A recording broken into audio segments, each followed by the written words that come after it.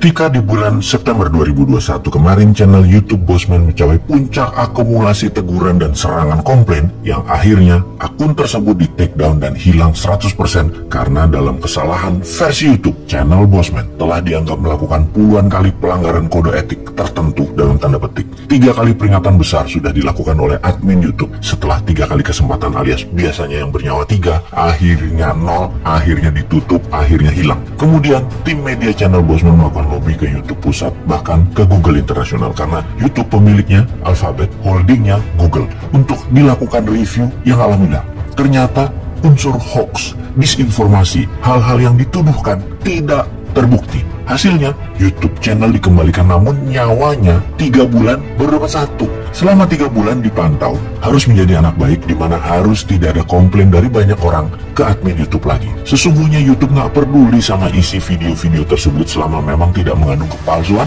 dan pornografi. Namun, algoritmanya adalah bukan isi atau konten namun lebih dari banyak orang komplain ke admin. Dan karena memang saat ini negerinya adalah negeri buzzer, maka tugas buzzer bukan hanya mengcounter info dengan membunuh karakter orangnya, namun menyerbu ke admin sosmed dengan mengatakan hal yang bisa membuat channel yang ditarget tersebut di take down hingga tutup permanen.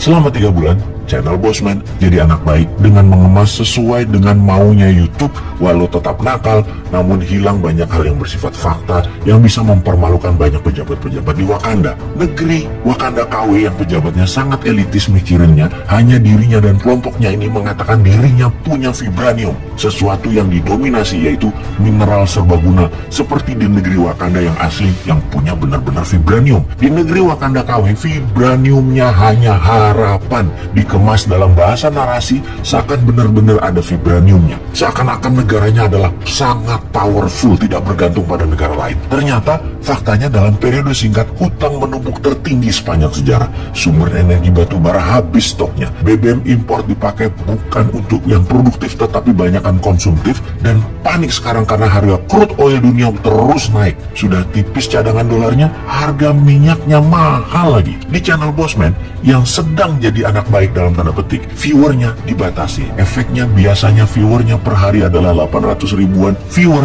saat ini turun menjadi 300 ribuan viewer per harinya. Di mana selama masa probation tersebut, video-video Bosman tidak jalan alias tidak nongol di pop-up di depan para subscriber. Itu semua dikurangi. Para subscriber harus mencari dulu baru bisa menonton video Bosman, karena semuanya masih dalam masa percobaan. Saat ini, Januari 2022, nyawa YouTube sudah balik 3 lagi. Namun masih lampu kuning, belum lampu hijau yang videonya beredar normal. Agaknya memang takut sekali pejabat Wakanda KW ini, gimana penduduknya jangan sampai mengetahui atau melihat cara bernegara dengan nasionalisme yang tinggi.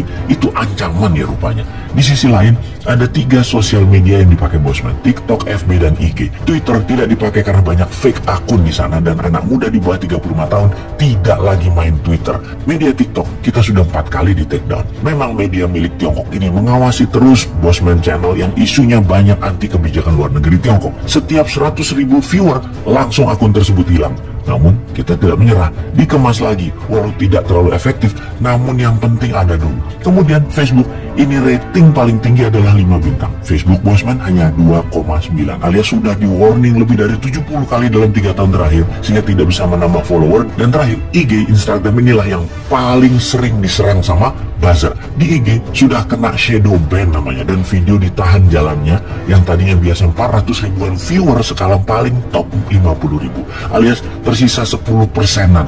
Video pasti tidak dijalankan. Dengan shadow ban ini, follower juga tidak bisa nambah-nambah. Semua akun tersebut ada yang mantau 24 jam, yaitu siapa?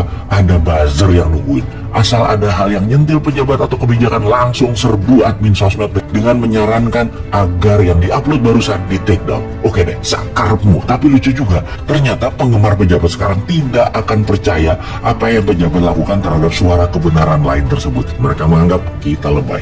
Namun itu biasa kok di dunia politik kekuasaan. Yang berkuasa ketika diingatkan dengan cara kelolaan lain namun di luar ilmu mereka, daripada malu mending dibungkam. Baik, setelah kembali normal, walau masih lampu kuning, apa rencana kita ke depan?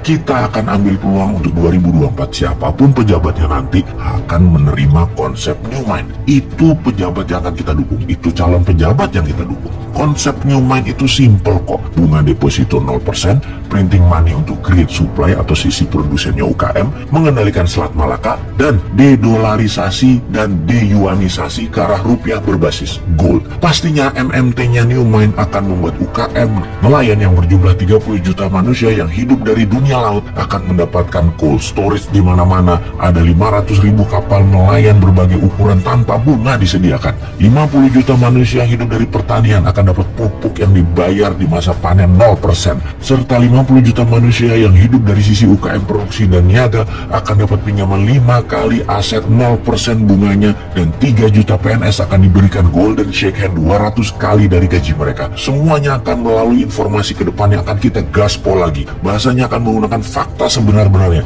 Kita tidak takut di ban lagi, di take down lagi, kita nggak takut. Orang mikir wis, pokoknya waktunya sudah mepet. Dan Anda sahabat semua, tugasnya gampang. Sebar link setiap video baru keluar dari Bosman di grup WA, Telegram, media sosial lainnya. Pokoknya usahakan jutaan viewer per videonya. 1 tahun ke depan perbedaan pasti terjadi. Indonesia pasti berdaulat.